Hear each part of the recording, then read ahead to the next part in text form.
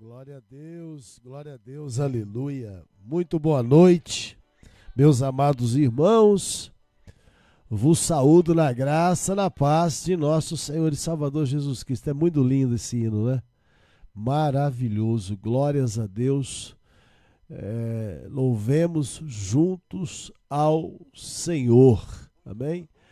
É um prazer, é uma honra muito grande poder estar convosco aqui nesta noite de terça-feira, dia 8 de agosto de 2023. Agora são 19 horas e 57 minutos. Eu quero mandar um forte abraço para o senhor José, para a Ângela, para o Mauro, para a dona Helena, para o Roberto. Que Deus vos abençoe de forma especial, de forma sobrenatural, em nome de Jesus.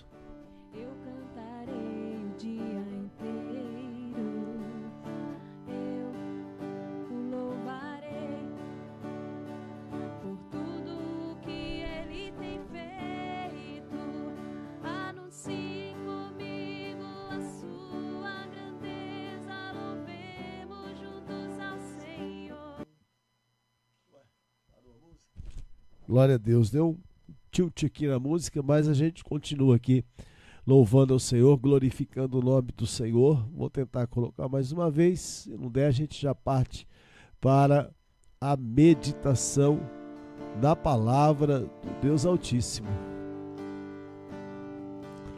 Aleluia, glórias a Deus. Louvado seja o nome do Senhor.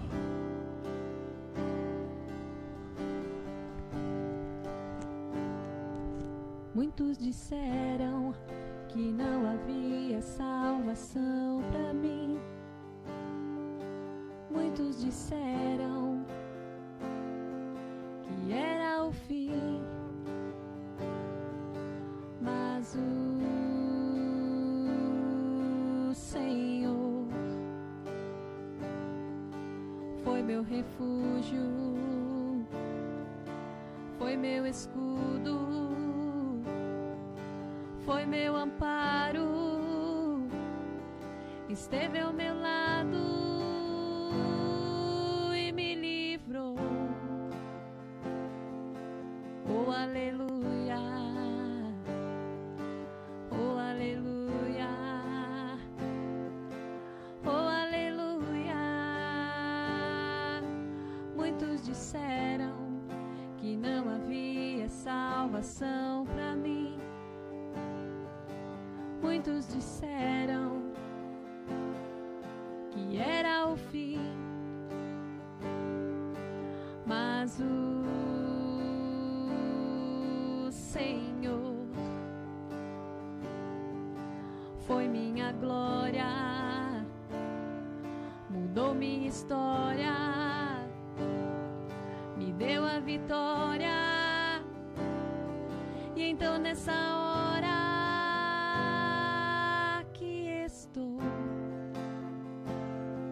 cantando aleluia, oh aleluia, oh aleluia, aqui estou, cantando aleluia, oh aleluia, oh aleluia. Muitos disseram que não havia salvação para mim. Muitos disseram que era o fim, mas o Senhor foi meu refúgio, foi meu escudo, foi meu amparo, esteve ao meu lado e me livrou. Oh, aleluia, oh, aleluia, oh, aleluia.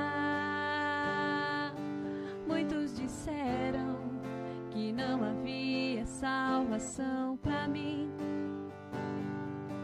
Muitos disseram que era o fim, mas o Senhor foi minha glória, mudou minha história, me deu a vitória. Então nessa hora que estou cantando aleluia, oh aleluia.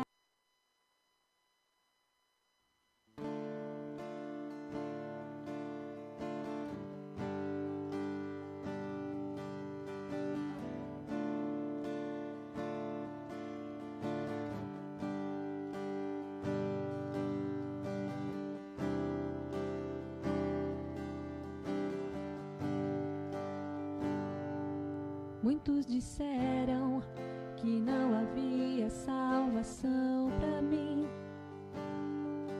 Muitos disseram que era o fim, mas o Senhor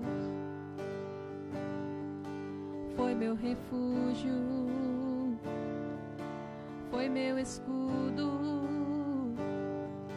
foi meu amparo, esteve ao meu lado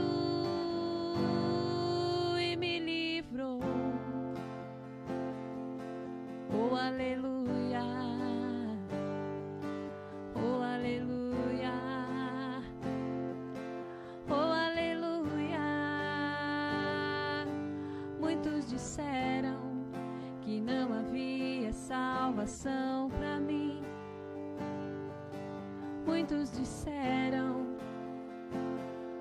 que era o fim, mas o Senhor foi minha glória, mudou minha história, me deu a vitória. E então nessa hora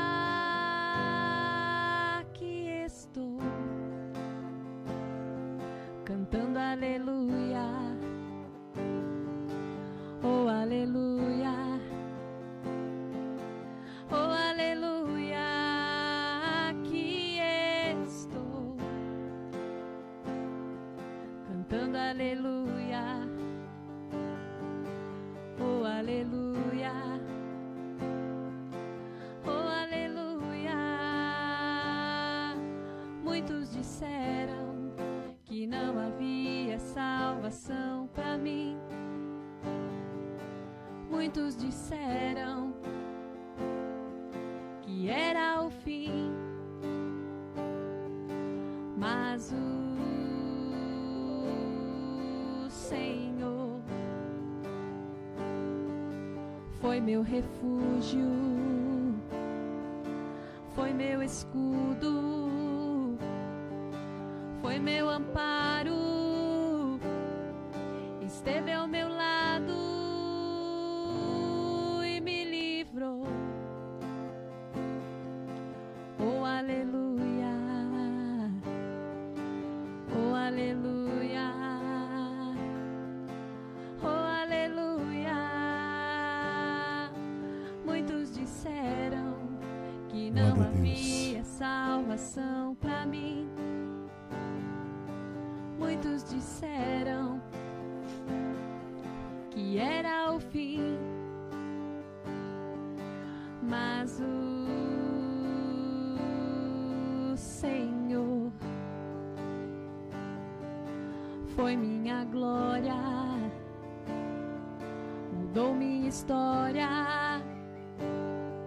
me deu a vitória. Então nessa hora que estou cantando aleluia, oh aleluia, oh Glória a Deus. Cantando Aleluia, meus amados irmãos, queridos, nesse momento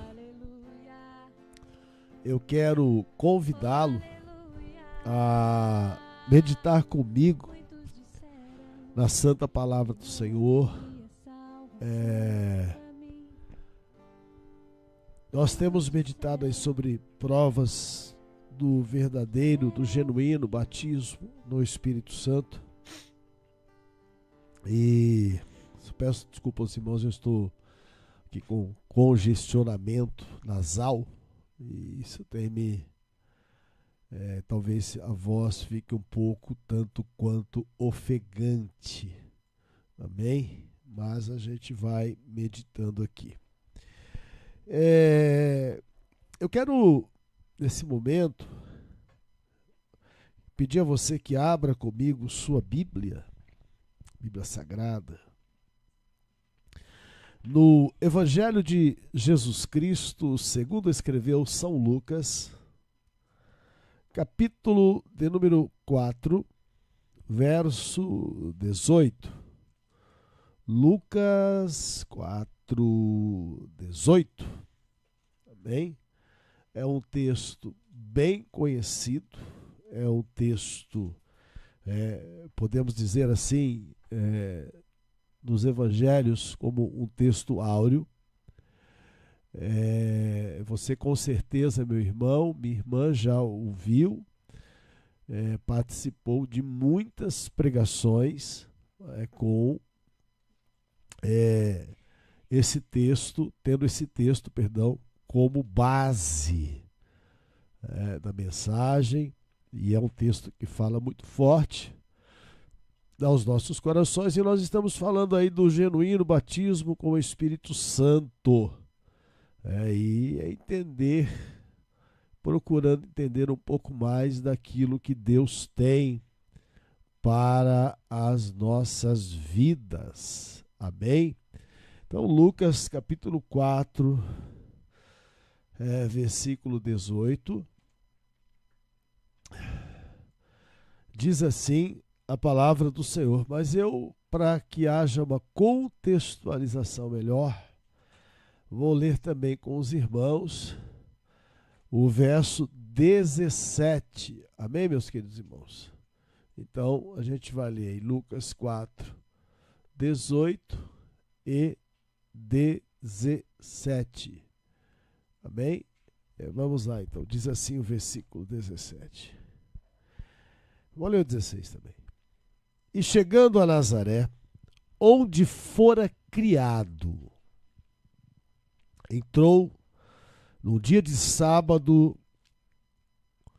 segundo o seu costume, na sinagoga, e levantou-se para ler. E foi-lhe dado o livro do profeta Isaías. E quando abriu o livro, achou o lugar em que estava escrito: O Espírito do Senhor é sobre mim, pois que me ungiu para evangelizar os pobres, enviou-me a curar os quebrantados de coração e a apregoar liberdade aos cativos, a dar vista aos cegos e pôr em liberdade os oprimidos, e anunciar o ano aceitável do Senhor. E cerrando o livro e tomando a dá-lo ao ministro, assentou-se, e os olhos de todos na sinagoga estavam fitos nele. Então começou a dizer-lhes: Hoje se cumpriu esta escritura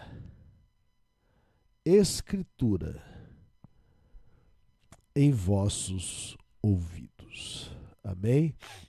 Então o Senhor Jesus, na sinagoga, Pai, nós te louvamos, te exaltamos e te glorificamos, porque és santo e poderoso. Peço, meu Deus, nesse momento, que tu me escondas atrás de ti, E que tu fales, ó Senhor, pelos meus lábios, ao nosso coração, mente, alma e espírito. Arranca de nós, ó Senhor, toda carnalidade, malignidade, incredulidade, pecaminosidade. Encha-nos com teu Espírito Santo e derrama sobre nós a tua Shekinah. Em nome de Jesus. Amém. E graças a Deus. Irmãos, veja, o Senhor Jesus ali na sinagoga em Nazaré, quando lhe é dado o rolo do profeta Isaías, né, o livro do profeta Isaías, o Senhor Jesus, ele abre naquilo que é para nós, haja vista que na Torá, né, na Bíblia hebraica, não existe essa divisão de capítulos e versículos que nós temos na nossa tradução para o português. Amém? Então Jesus ele abre ali e ele lê o texto que na nossa Bíblia é uma referência a Isaías, capítulo 61, verso 1. Ora, vamos lá. Eu quero meditar um pouco com os irmãos hoje sobre uma característica que comprova o genuíno batismo no Espírito Santo, que é o desejo, não é? Um desejo ardente, pulsante, pungente,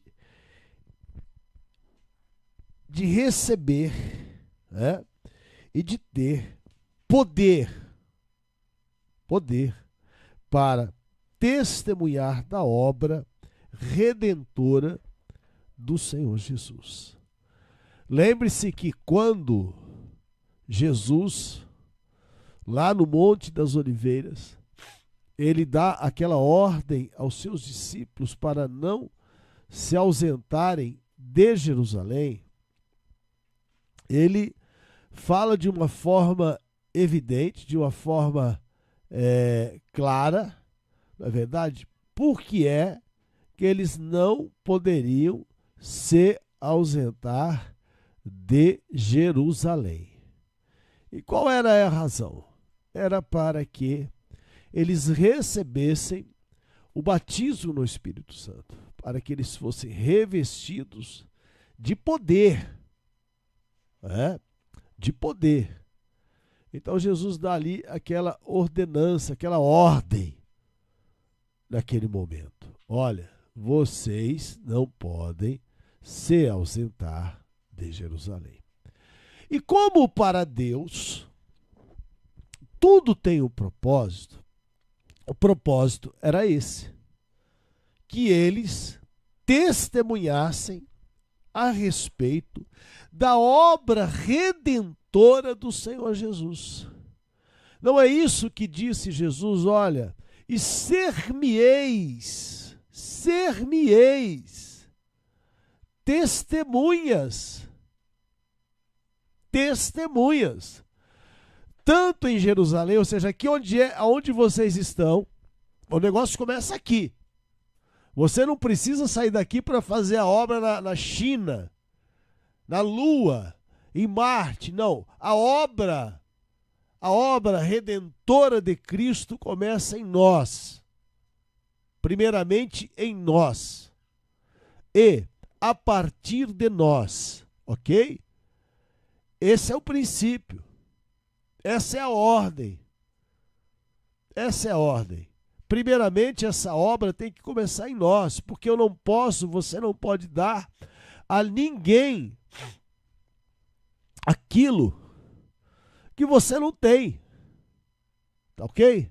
Então, essa ordem, ela é clara, ela é objetiva. Vocês vão ficar aqui em Jerusalém, porque do alto, vocês serão revestidos de poder. Agora, veja bem, O Senhor Jesus, ele quando diz ali que os seus discípulos serão revestidos de poder, ele está dizendo, ele diz de uma forma bem clara qual é a razão e para que o Pai revestiria os seus discípulos e também a nós, que somos discípulos de Cristo, com o poder do alto, com o poder do Espírito Santo. Só há uma razão para isso. Só há um motivo para isso. E é isso que nós, que buscamos, que procuramos servir a Deus com todas as limitações que temos, possuímos, precisamos entender e fazer. Que qual era o propósito? Para que é que Deus deu poder à igreja? Para que é que Deus, qual o fundamento, qual o objetivo, o propósito desse poder que foi derramado ali no dia de Pentecostes, meus irmãos? E também na sua vida, na minha, e de todo aquele que crê no Senhor. Qual é o propósito? É para que testemunhemos, para que sejamos testemunhas da obra redentora de Cristo. Só para isso. Não precisa mais nada, tá bom? E o que é ser testemunha? Senão aquilo que o Senhor Jesus diz ali, ser-me-eis testemunhas. Vocês vão testemunhar de tudo aquilo que ouviram de mim e me viram fazer. E essa obra, meus discípulos, ali Jesus está falando com os seus discípulos, ela começa em vocês. E esse testemunho, ele começa através das vossas vidas. E esse testemunho, meus amados discípulos ali, essa é o significado dessa expressão de Jesus, ele começa nas vossas vidas e onde vocês estão. Esse testemunho é pessoal e esse testemunho é geográfico. Ora, então, os discípulos começam, e a igreja, ela nasce em Jerusalém, e ela começa a crescer, e ela cresce, ela se fortalece em Jerusalém.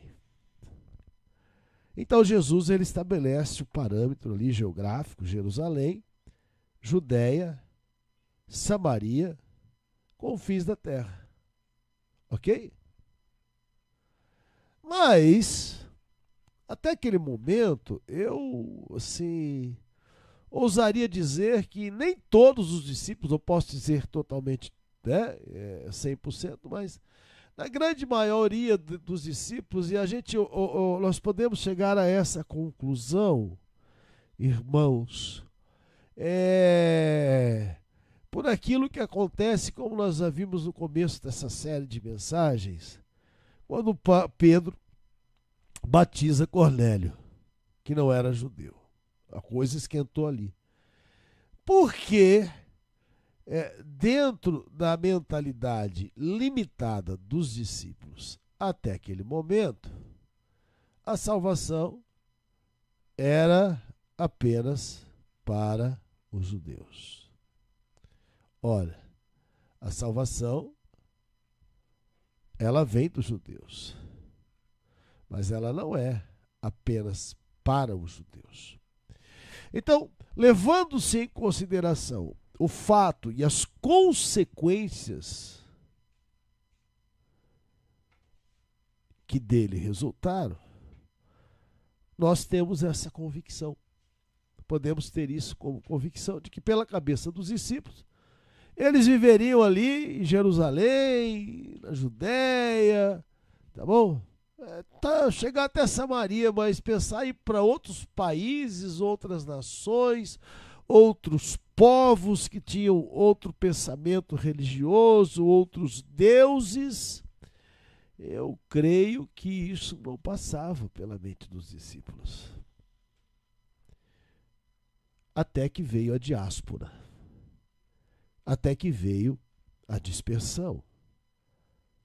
Aí eles foram obrigados, até muitos fugindo por medo, a sair de Jerusalém.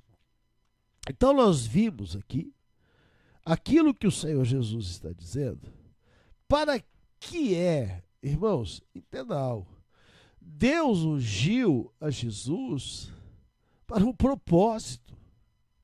O poder de Deus estava sobre Jesus, era manifestado em Jesus com um propósito. Havia um propósito para isso, meu irmão e minha irmã. Você está me entendendo? E esse propósito, ele era grandioso. Por quê? Entenda algo. Se isso foi aplicado à pessoa de Jesus, quando Jesus lê e cita o texto do profeta Isaías, que fala sobre isso, e diz que essa palavra se cumpriu naquele dia nos ouvidos daqueles que o ouviram ler, ele é a primícia, ele é o primeiro. Então, da mesma forma como o próprio Senhor Jesus disse, lembrai-vos de que não é o servo maior do que o seu Senhor. Lembrai-vos de que não é o servo maior do que o seu Senhor. Mas então, pode até surgir uma dúvida na sua cabeça. Jesus só ficou em Israel, a não ser, lógico, quando criança fora levado por seus pais para o Egito, quando ocorre a fuga lá na perseguição de Herodes. E é algo interessante o que acontece nesse tempo da vida de Jesus, porque depois, quando você tem o hiato da fuga para o Egito, e quando ali Jesus, aos 12 anos, é encontrado no templo, discutindo com os senhores, com os doutores da lei, veja que o Senhor Jesus, quando criança, ele fora criado, educado na tenra infância, num país, no meio de um povo idólatra, no meio de um povo que cultuava outros deuses. No entanto, meus irmãos, quando volta para Jerusalém, Jesus tem o domínio e o conhecimento da palavra do Senhor diante dos doutores da lei. E aí, pergunto a ti, pergunto a mim, pergunto a nós. Você acha que foi algum anjo que soprou nos ouvidos de Jesus a palavra de Deus? Não. Não, não, não. De forma alguma, porque Lucas diz que, Lucas capítulo 2, Lucas 2,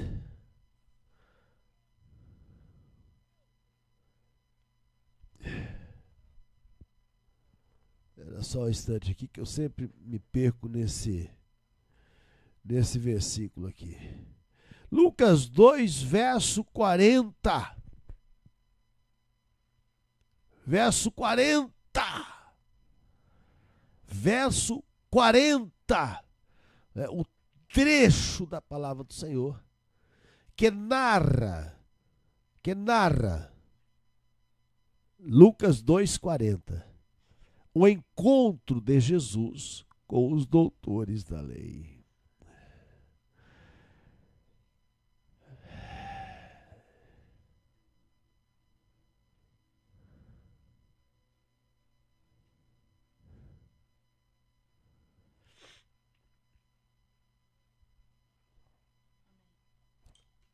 Posso ler? Tá bom. Diz assim: e quando acabaram de cumprir tudo segundo a lei do Senhor, voltaram à Galiléia, para a sua cidade de Nazaré. E o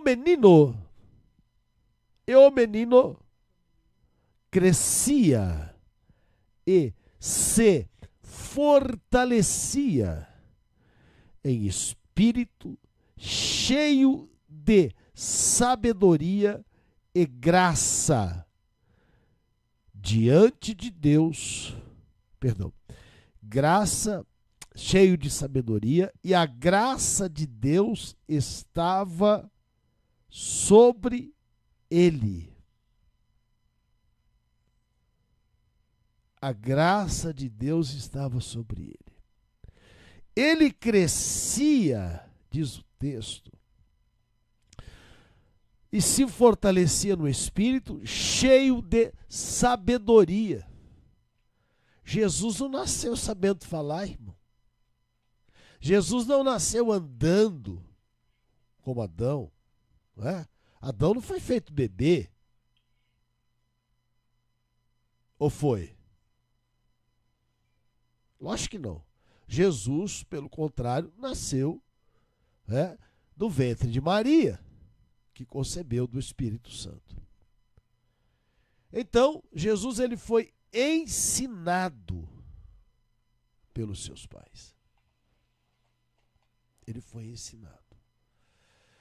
E Jesus, durante o seu ministério, durante a sua vida, ele pregou. E aí, como dizíamos que, a não ser no período da infância, da terra infância, quando fugiram de Herodes, que morou no Egito, Jesus viveu em Israel, na Galiléia, depois desceu para a Judéia, não é? Mas Jesus, durante o ministério, durante o cumprimento de sua missão,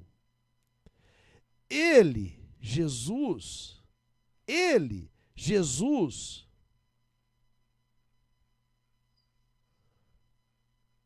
orou,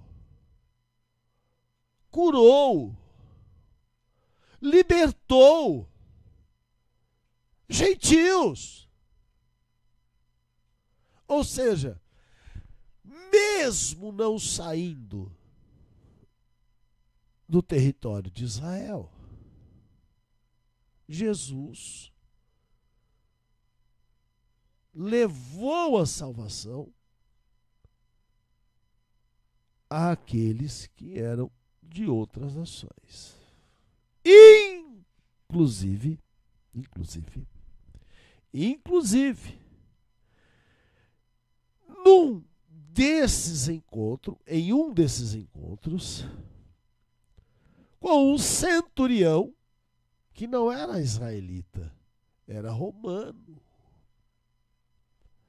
Era romano.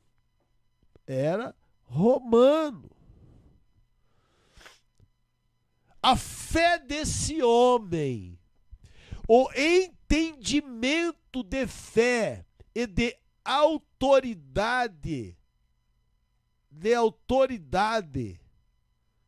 que esse homem tinha, ao ponto de dizer a Jesus que não precisava ir até a sua casa, mas que, com apenas uma palavra, o seu criado seria curado. Não foi isso? E qual é a expressão usada para descrever o olhar contemplativo de Jesus para a atitude desse homem? O texto sagrado diz que Jesus ficou maravilhado. Maravilhado. Jesus maravilhou-se ao ver a fé desse homem.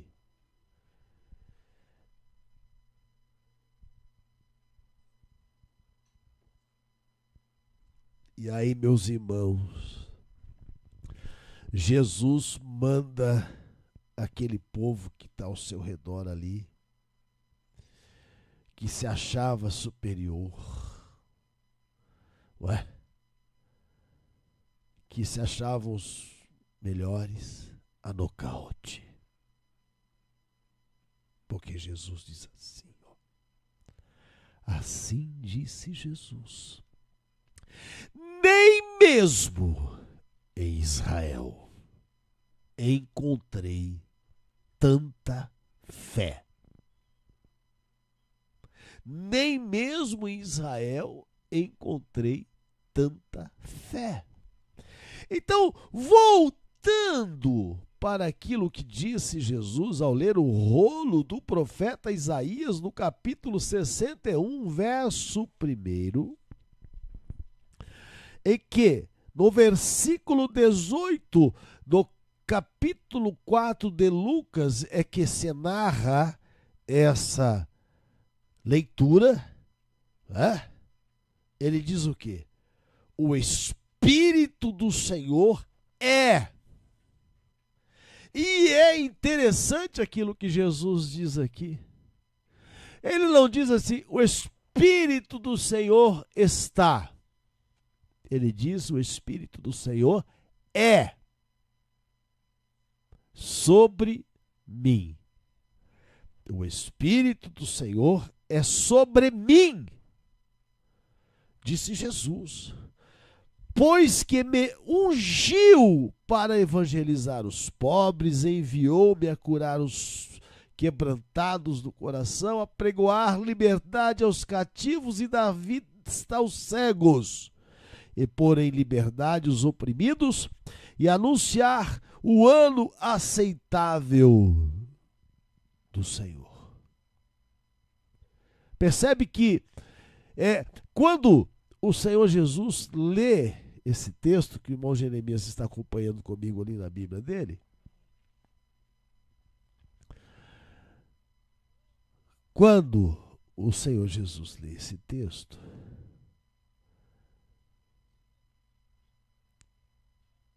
ele não fala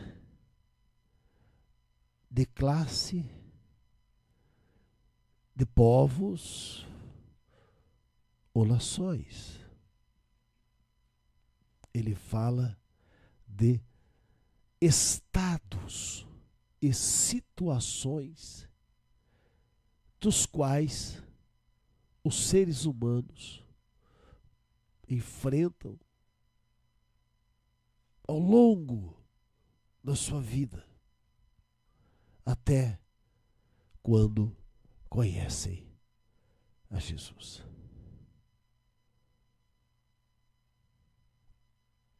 Então Jesus, ele quebra as barreiras geográficas, ele quebra as barreiras do preconceito religioso, porque aquilo, irmãos, que aprendi ao longo de minha vida,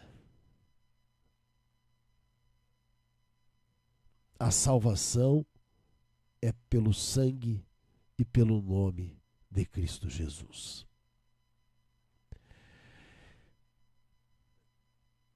Um dos maiores conflitos religiosos, um dos maiores conflitos de crise de identidade que assola o nosso tempo. São as fases, e a fase que o Evangelho, na sua grande maioria, tem sido ensinado e vivido no século XXI.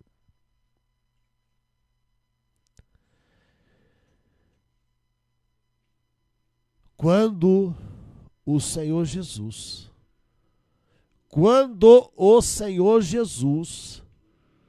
dá essa ordem aos seus discípulos que permanecessem em Jerusalém,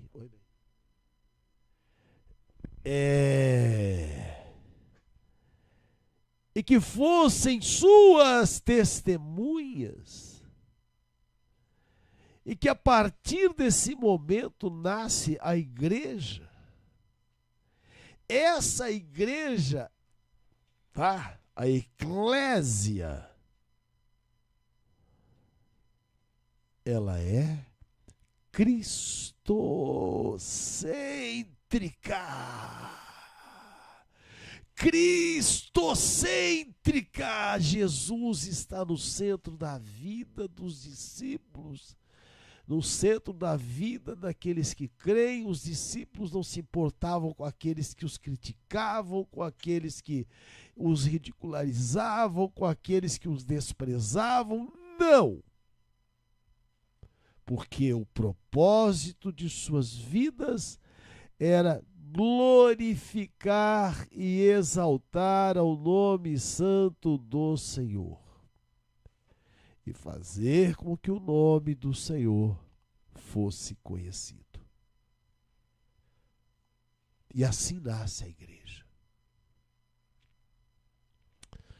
Acontece que o tempo passa, acontece que o tempo voa e muita coisa acontece, não é, irmãos? E essa prática de fé, esse cristianismo,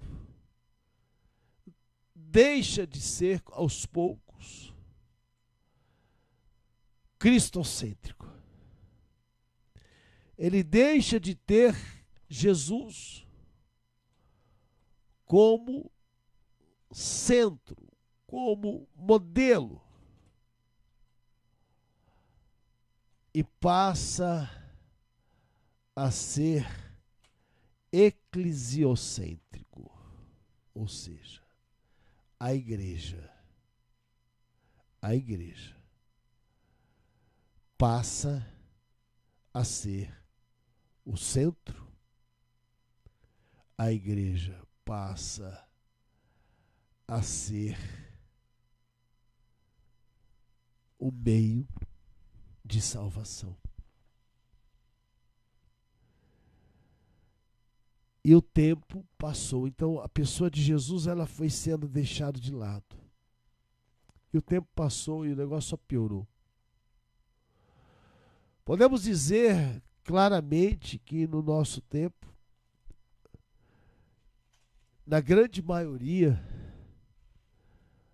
do evangelho, esse evangélico, ele já não é nem mais cristocêntrico, eclesiocêntrico,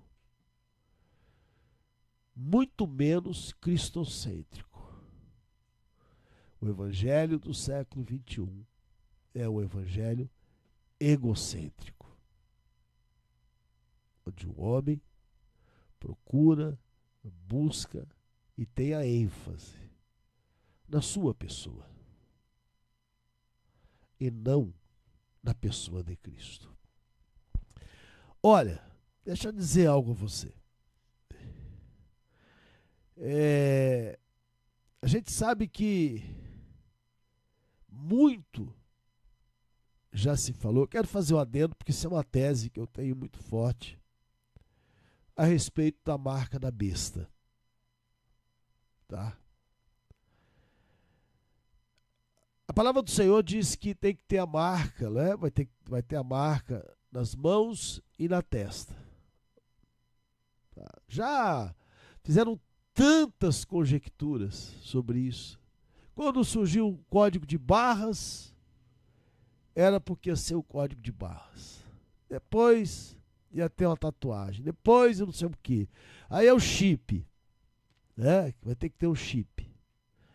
Mas se você olhar mais por um prisma querigmático e você entender que dentro da numerologia bíblica da criação, 6 é o número do homem. 7 é o número de Deus, que representa Deus pela obra completa, ou seja, pela perfeição. Então, tendo como ponto de partida aqui, eu não estou fazendo nenhuma heresia, não, eu estou te falando uma tese que eu tenho, tá? O entendimento que eu tenho sobre isso. Não estou falando que isso é... Eu estou fazendo doutrina nenhuma aqui, não. Tá bom? Veja bem. Quando você observa o nosso tempo, você percebe muitos cristãos, né, muitos evangélicos, na verdade, porque cristão tem que refletir o caráter e a pessoa de Cristo, egocêntricos. Jesus está muito longe, porque eles só pensam neles, em todos os aspectos e sentidos. Só neles. São egoístas, mesquinhos, avarentos, só neles. Não se compadecem do sofrimento, não se compadecem da miséria das pessoas, seja em qualquer seja o sentido. E quando você fala detesta, mente, você está na cabeça, não é? É o pensamento. É o pensamento. Porque os nossos atos, meus irmãos, eles refletem o que nós pensamos e o que nós sentimos. O ato consuma, ele dá autenticidade àquilo que o ser humano pensa e àquilo que o ser humano sente. Então, a mente, no fim dos tempos, a mente que vai dominar, que vai imperar, é uma mente que só pensa em si, no ser humano, em que, por atos, não mostra dependência ou necessidade de Deus. E as obras, elas são humanas. Elas são carnais. Então, nós necessitamos do Espírito Santo de Deus. E a maior característica, prova do batismo, da genuidade, de ser genuíno, do batismo no Espírito Santo que os discípulos receberam, foram as obras que eles produziram. As obras que eles produziram, e as mãos, elas simbolizam isso, elas atestavam aquilo que eles pensavam. Aquilo que eles pensavam. E o poder que eles receberam de Deus os impulsionava a fazer isso. Porque eles ouviram de Jesus essas palavras. Então eles começam a testemunhar da obra redentora de Cristo. E nós precisamos aprender a cada dia, analisar a cada dia, se temos verdadeiramente testemunhado a respeito da obra redentora de Cristo. Porque é para isso que nós recebemos o batismo no Espírito Santo. É para isso. Não é para se achar superior, não é para ser o guru, não é para nada disso, não. É para testemunhar de Jesus. Foi ele que disse. Foi ele quem disse isso. Sim ou não? Então, se Jesus disse isso, por que mudar isso? Por que mudar isso? Porque muitas pessoas utilizam o Evangelho, a palavra de Deus, para proveito próprio. Só por isso. Entendeu? Então, meus irmãos, nós precisamos fazer uma análise. Temos testemunhado de Jesus? Não apenas com palavras, não, mas principalmente com as nossas atitudes. A gente tem feito isso. Será que quando os incrédulos, aqueles que ainda não conhecem o Senhor Jesus, eles veem algo diferente em nós? É uma pergunta para meditarmos, ok? Para a gente encerrar e fazer oração, quero convidar você a abrir sua Bíblia, a carta aos Romanos, capítulo 9, versos 1 ao 3. Diz assim: em Cristo digo a verdade, não minto, dando-me testemunho a minha consciência no Espírito Santo.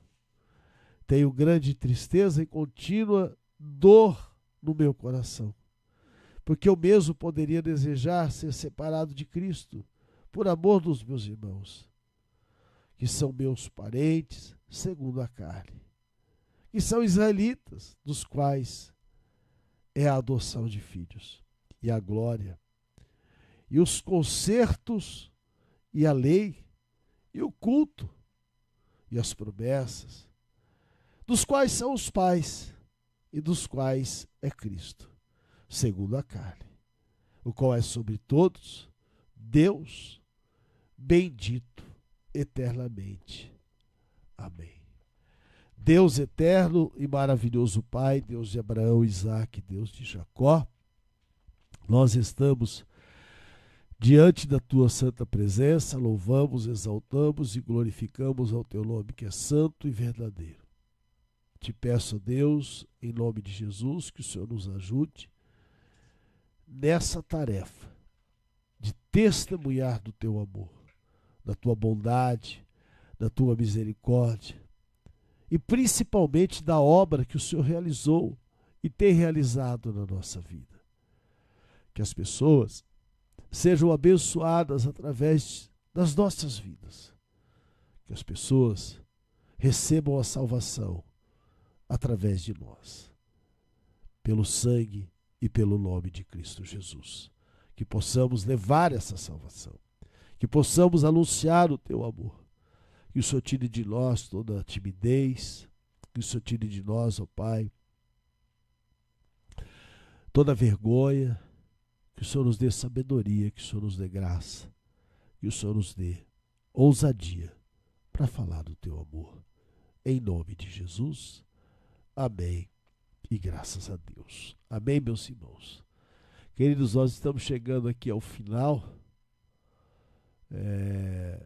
da nossa live e eu quero agradecer a sua presença, a sua participação e fazer mais uma oração, tá bom? Meu Deus e meu Pai, nós te louvamos, te exaltamos, te glorificamos, porque tu és santo, tu és poderoso.